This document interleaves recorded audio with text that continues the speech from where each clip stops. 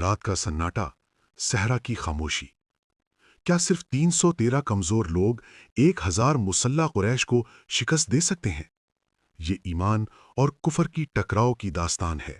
غزوہ بدر، اسلام کی پہلی بڑی جنگ۔ یہ محض زمین کی لڑائی نہیں تھی، بلکہ ایمان اور تکبر کا ٹکراؤ تھا۔ ایک طرف کم تعداد میں مسلمان، دوسری طرف 3 گنا زیادہ قریش۔ فیصلہ ایمان سے ہونا تھا، طاقت سے نہیں۔ مدینہ منورہ، نبی کریم صلی اللہ علیہ وسلم کو خبر ملتی ہے کہ قریش کا ایک تجارتی قافلہ واپس آ رہا ہے۔ مسلمانوں کا ارادہ صرف قافلے کو روکنے کا تھا، جنگ کا کوئی ارادہ نہیں تھا۔ لیکن مکہ میں خطرہ محسوس کیا گیا۔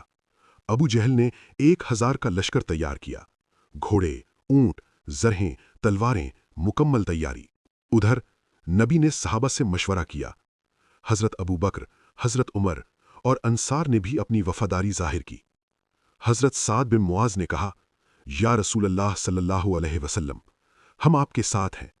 اگر آپ ہمیں سمندر میں بھی لے جائیں، ہم پیچھے نہیں ہٹیں گے۔ یہ الفاظ صرف وعدہ نہیں تھے، یہ ایمان کی طاقت تھی۔ بدر کا میدان، 2 لشکر آمنے سامنے۔ ایک طرف 113 مسلمان، کم وسائل، کم ہتھیار۔ دوسری طرف 1000 کا لشکر، مکمل جنگی تیاری کے ساتھ۔ رات آتی ہے، نبی کریم صلی اللہ علیہ وسلم دعا میں کھڑے ہیں۔ اے اللہ، اگر آج یہ جماعت ختم ہو گئی تو زمین پر تیرا نام لینے والا کوئی نہیں رہے گا۔ یہ دعا آنسوؤں کے ساتھ آسمان تک پہنچتی ہے۔ اسی رات بارش ہوتی ہے، زمین مضبوط ہو جاتی ہے، دلوں میں سکون اترتا ہے۔ صبح ہوتی ہے۔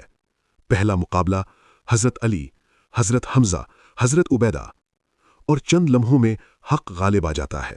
جنگ شروع ہو چکی ہے، تلواریں ٹکرا رہی ہیں، گرد و غبار چھا رہا ہے، ہر طرف اللہ اکبر کی صدا۔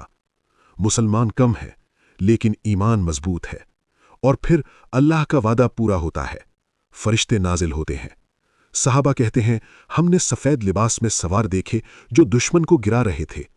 یہ صرف جنگ نہیں تھی، یہ اللہ کی مدد تھی۔ ابو جہل، غرور کی علامت، زمین پر گرتا ہے۔ قریش کے بڑے سردار مارے جاتے ہیں، باقی بھاگ جاتے ہیں۔ 313 افراد ایمان کے ساتھ تاریخ بدل دیتے ہیں۔ غزوہ بدر ہمیں سکھاتا ہے کہ کامیابی تعداد سے نہیں، ایمان سے ملتی ہے۔ مشکل وقت میں اللہ پر بھروسہ رکھیں، ناممکن بھی ممکن ہو جاتا ہے۔ آج کے بدر بھی جیتنے کے لیے ایمان مضبوط رکھیں۔